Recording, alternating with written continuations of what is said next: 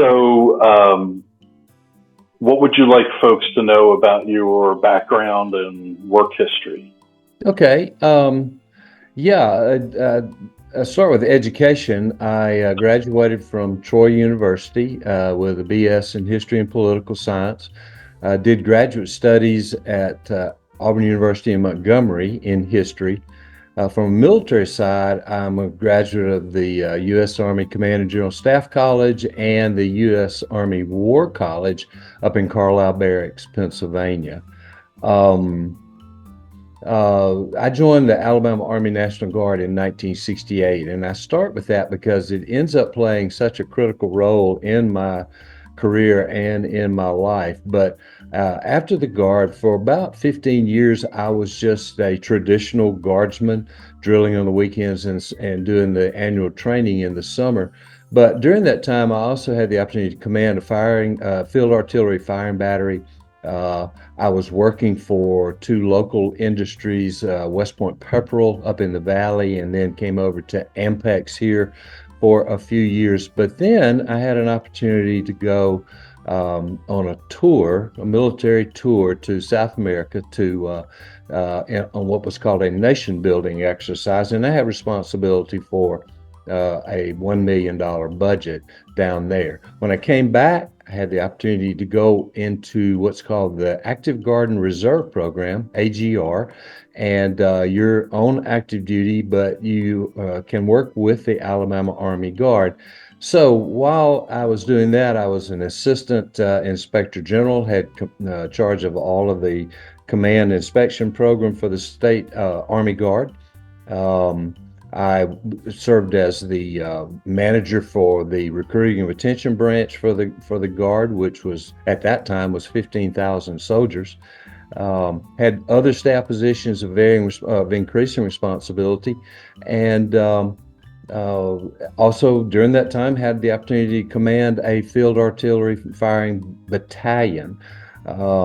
But I ended my military career in 2001 as the command administrative officer for the largest command in the Guard, the 167th Theater Support Group up in Birmingham, where I had 190 people spread across 73 locations within the state of Alabama. So that's why the Guard is so important in my life.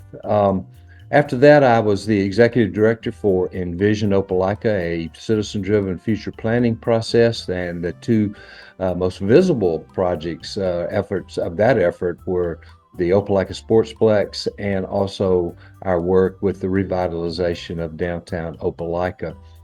Served on two community-related boards. I was the chairman of the board for the Envision Opelika Foundation. I was also a charter member of the Community Foundation of East Alabama. After that, went to work for a company called Eagle Aquaculture as the vice president and general manager, and Eagle was engaged in the commercialization of a hybrid catfish that was developed by the Auburn University Fisheries Department. We also had to work very closely with the veterinary section of the Food and Drug Administration to get approval for a new animal drug. Understood. Why is it that you would like to serve on the Opelika City Yeah, Council? what's my motivation? So, we've made Opelika our home since 1972, and when I retired from the Guard, as I've already mentioned, I immediately became the executive director for Envision Opelika and was engaged in the community also with those two community foundations.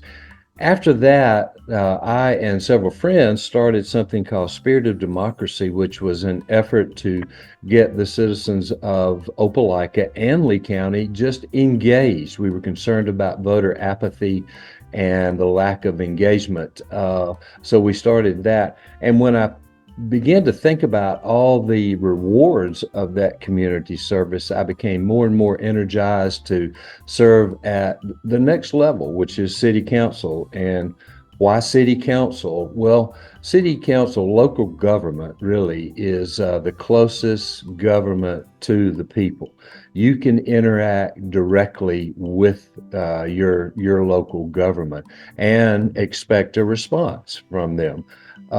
So uh, it just was clear to me that this local government and local elections are really about you and about me, us as citizens. So I would encourage everyone to make sure you get out to vote on August the 26th, because it is about you.